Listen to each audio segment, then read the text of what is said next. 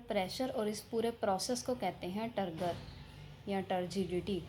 ठीक है, कि जिस प्रोसेस में हाइपोटोनिक सॉल्यूशन के अंदर से पानी अंदर आ जाता है और बहुत ज़्यादा सेल स्वेल हो जाता है। ठीक है, साइटोप्लाज्म प्रेशर लगाता है हमारी सेल वाल पे, सेल वाल थोड़ी सी बाहर को फैल जाती है लेकिन वो स्वेल हो जाती है।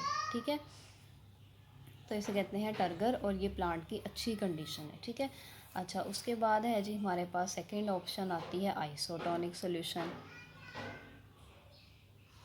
आइसो का मैंने मतलब बताया था सेम। ठीक है, ये वो सोल्यूशन होता है जिसमें सोल्यूट और वाटर दोनों तकरीबन इक्वल ही हों। ठीक है, कोई ज़्यादा या कम ना हो।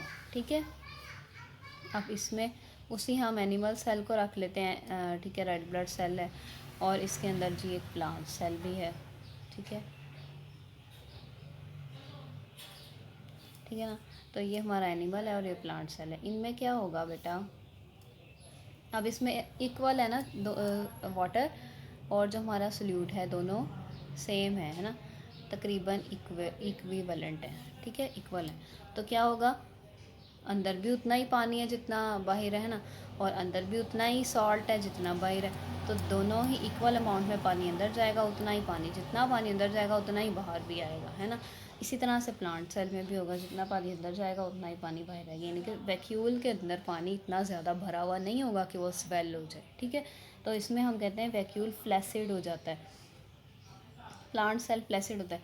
फ्लैसिड का मतलब थोड़ा नरम होता है, ऐसा नहीं कि वो मुरझा ही जाता है, ना ही वो फटता है ना ही वो मुरझा जाता है, वो थोड़ा नरम सा हो जाए, ढीला होता है, मतलब नॉर्मल सिचुएशन में होता है। ठीक है, और यहाँ पे क्या होता है, यहाँ पे भी ये अपनी शेप में बरकरार रहता है, यहाँ पे भी ये नॉर्मल रहता है। ठीक है, इसमें पानी आ रहा है और जितना आ रहा है उतना ही जा रहा है, तो ये आइसोटोनिक हो गया।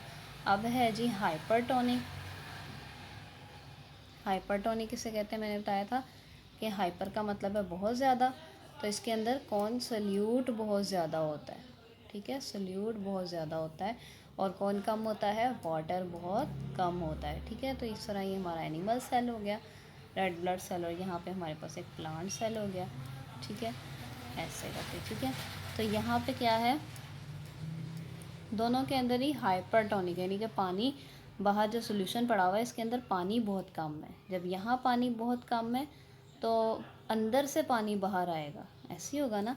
यहाँ पे वाटर जो है वो कम है, यहाँ पे वाटर कम है। ठीक है, तो अंदर से पानी बाहर आएगा। ठीक है, इसी तरह इधर भी वही सीन होगा, वैक्यूल के अंदर से पानी बाहर वाले सोल्यूशन में आएगा क्योंकि बाहर पानी कम है। ठीक है, तो अब क्या होगा, ये जब सेल से पानी निकल जाएगा तो सेल श्रिंक हो जाएगा, सेल की शेप इस तरह से हो जाएगी।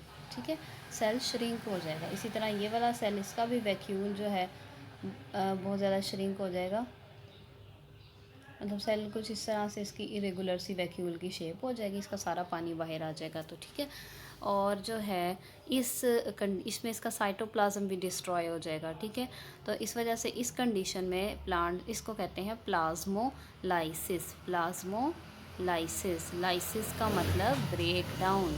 ठीक है, यानी इसके अंदर साइटोप्लाज्म जो है वो ब्रेक हो जाता है। ठीक है, वो ख़त्म हो जाता है प्लांट सेल का, क्योंकि उसका सारा पानी बाहर चला जाता है। ठीक है, तो ये होते हैं बच्चों, ये तीन कंडीशंस हैं, hypotonic, isotonic and hypertonic solutions, जिसमें एनिमल सेल और प्लांट सेल डिफरेंटली बिहेव करते हैं। ठीक है, इसलिए वो कहता है, मतलब इस टॉपिक का फिर मकसद क्या था, है ना। इस टॉपिक का बेटा मकसद ये था कि जो होते हैं एनिमल्स, है ना, ऐसे एनिमल जो पानी में रहते हो, फ्रेश वाटर में रहते हो, लाइक हमारे पास फ़िश है, फ़िश पानी में रहती है ना, तो फ़िश के अंदर, अब फ़िश का जो माहौल है वो कैसा है, उसके अंदर पानी बहुत ज़्यादा है, तो वो सारा जो पानी होगा वो तो फ़िश के अंदर चला जाएगा, है ना, हाई से लो में जाना होता है ना, तो बाहर से सारा का सारा पानी फ़िश की बॉडी में चला जाएगा, तो इस तरह फ़िश के लिए वो नुकसानदेह है। इसी तरह कुछ प्लांट होते हैं जो ऐसी जगहों पे रहते हैं जहाँ पे पानी बहुत कम होता है, जैसे कि सहरा के इलाके में रह रहे हैं, है ना, वहाँ पे पानी बहुत कम है, तो प्लांट अपना सारा पानी निकालता रहेगा बाहर, हाई से लो में, है ना, पानी अपना सारा पानी जो है वो प्लांट बाहर निकालेगा, तो प्लांट तो फिर फ्लैसिड हो जाएगा, है ना, प्लांट तो उसकी तो प्लाज्मोलाइसिस हो जाएगी। इस वजह से वो कहता है कि हर जगह पे रहने वाले जो प्लांट और एनिमल होते हैं ना, उनके अपने अंदर इस तरह के सिस्टम डेवलप हुए होते हैं कि वो उस कंडीशन में रहने के काबिल होते हैं। अल्लाह ताला ने उनके अंदर इस तरह के सिस्टम डाले होते हैं कि वो ये जो प्रॉब्लम्स हैं वाटर बैलेंस की, कि सेल की शक्ल चेंज होती जा रही है, इन चीज़ों को वो बर्दाश्त कर सकते हैं। उनके अंदर इस तरह के सिस्टम्स होते हैं। ठीक है, तो ये आपका वाटर बैलेंस प्रॉब्लम वाला टॉपिक है। शॉर्ट क्वेश्चन के लिहाज से याद करना, इसमें प्लाज्मोलाइसिस, टर्गर प्रेशर जो है ये इंपॉर्टेंट है। ठीक है, बाकी आपको कंडीशंस पता होनी चाहिए कि किस कंडीशन में क्या हाल होगा सेल का। ठीक है, आगे है जी ऑस्मोसिस एंड गार्ड सेल।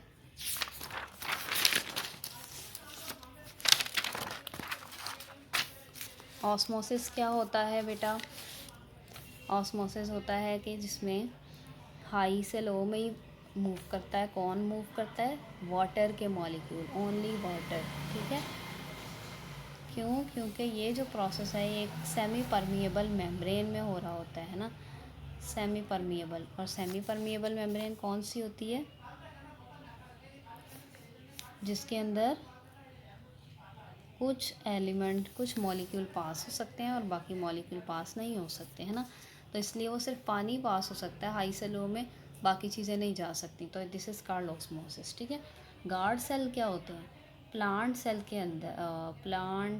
अंदर, एक प्लांट के अंदर बहुत सारे सेल्स होते हैं ना, तो उसमें एक सेल होता है गार्ड सेल। ठीक है, प्लांट के नीचे वाले पोर्शन में जो हैं इस तरह के बेटा 2 सेल होते हैं,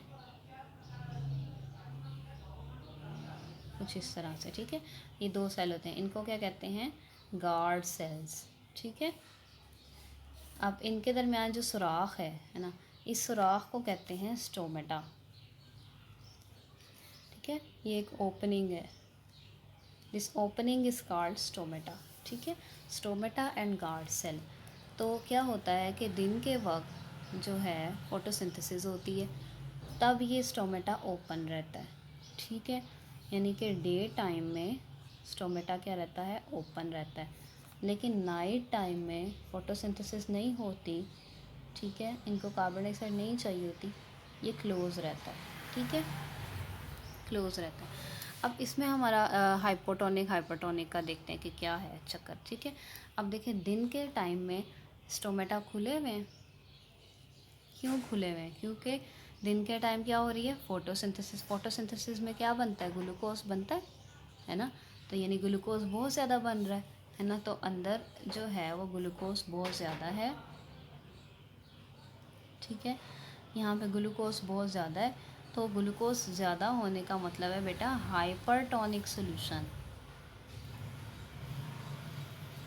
हाइपर क्या होता है? जब बहुत ज़्यादा सल्यूट हो।